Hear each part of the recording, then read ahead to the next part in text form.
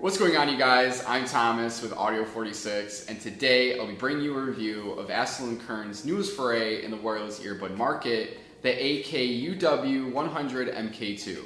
These $300 earbuds are Astell Kern's second attempt at penetrating the truly wireless earbud market and promises to deliver unprecedented hi-fi sound quality through its updated internals. And with these earbuds being priced at $300, the MK2 is going to have to prove its worth if Astell Kern hopes to differentiate its newest earbuds from its competitors within a very cramped market. So, can the MK2's performance help it stand out from the rest? Let's find out. The package for the UW100 MK2 may seem pretty typical upon first glance. However, when examining the rest of the package, you will notice several features and specs advertised throughout the packaging, which is a nice change from what we normally see with competitors who typically keep their packaging language to a minimum. Upon opening the box, you'll be presented with your usual paperwork, which includes a warranty as well as a user manual. Underneath the paperwork, you'll be presented with the device itself.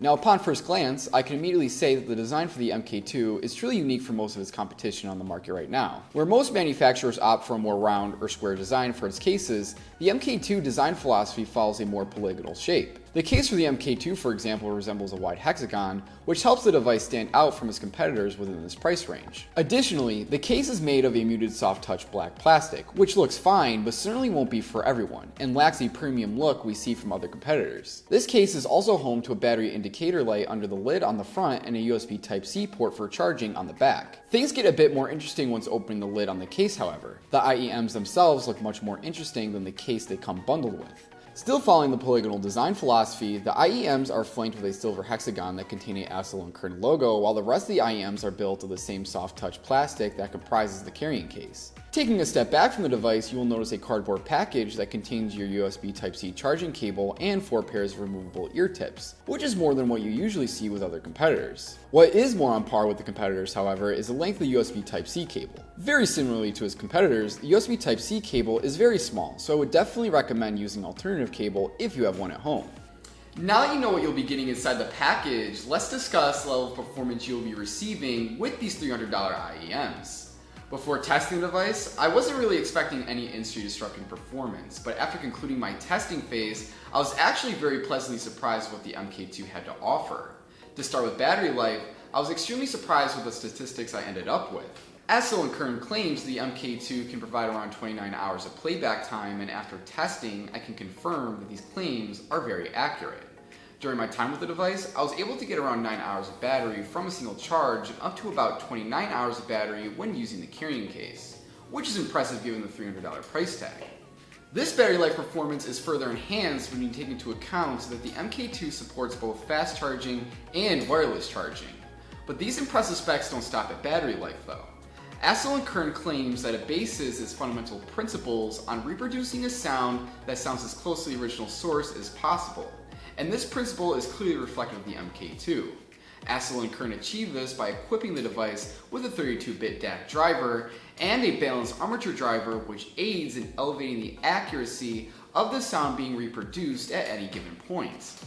This accuracy of reproduced sound is further heightened due to the inclusion of an apx adaptive audio codec, which significantly improves latency.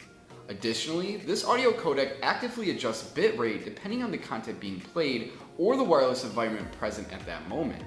Now that we know what's under the hood of the MK2, let's discuss how these specs affect the soundstage. Well, after stress testing the device, I'm pleased to report that the combination of these specs creates a soundstage that feels incredibly wide in diameter and provides a healthy level of depth. During my initial hours of the MK2, I listened to Austin by Post Malone and Afterlife by Yeet and was particularly impressed with how full the spatial imaging felt, especially when comparing this device to its competitors at this price point. The stereo positioning felt equally as premium and allows for elements to scale appropriately thanks to the included 32-bit DAC and the balanced armature driver. The levels of separation also felt very appropriate by delivering a multi-layer performance that gives individual elements plenty of room to breathe freely. This impressive soundstage is packed inside a device that feels incredibly comfortable in the ear, even if the IEMs themselves do feel a bit bulky at times, especially after longer listening sessions. The build of the IEMs also provide touch controls such as ambient mode controls, volume control, voice assistance, and playback controls. And these touch controls can be adjusted within Astell Kern's AK Control app, which is also home to a user EQ setup, DAC filter settings, and ambient mode controls.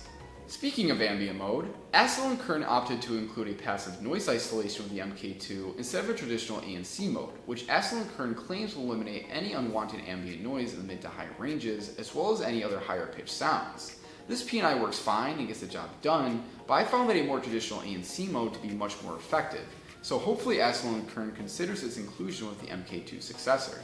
Now let's discuss the low, mid, and high end for the MK2. The low end presents itself moderately within the mix, and the bass frequencies feel compact, while the sub-bass frequencies do feel a bit more reserved than the competition at this price point. The mids, however, do contain a mild sense of cloudy quality, which can be noticeable at points. With that being said, I did feel that the resolve within the mid-range was very impressive, even if there is a slight val over the mid-range. Even with this slight val, you will still be able to enjoy a striking and all-encompassing performance within the mid-range. The treble details within the high end do feel a bit smooth over at points, however, the MK2 still provides adequate transparency at this range. The highs overall provide a healthy level of weight and color to the tone that never feels too sharp, which helps provide for an easy listening experience that provides plenty of richness. So to wrap this review up, would I recommend the Astell Kern UW100 MK2? I feel that if you are searching for a pair of wireless IEMs that will allow you to enjoy a sound experience that sounds accurate to the original source, then you'll be very pleased with the performance that the Astell Kern UW100 MK2 provides. Astell Kern's fundamental principles are clearly supported with this device, which I feel is very impressive given that the MK2 is Astell Kern's second attempt at creating a wireless pair of IEMs. Even though the muted design and less than stellar P&I hold the device back from being truly spectacular, I feel that the MK2 does a fantastic job at holding up to the acclaimed Astell Kern legacy. But hey, that's another review. You get 2 this week. Don't forget to like, comment, and subscribe. And as always, if you're looking to purchase the Astell Kern UW100 MK2, you absolutely can by ordering them from our website or visiting our store location. My question for you is, what do you want to see from Astell Kern's third attempt at creating a wireless pair of IEMs? Let me know your thoughts and opinions in the comment section down below. I read each and every single one, and I'll be getting back to you as soon as I can. But until next time, my name is Thomas Chimber with Audio 46. Have fun out there.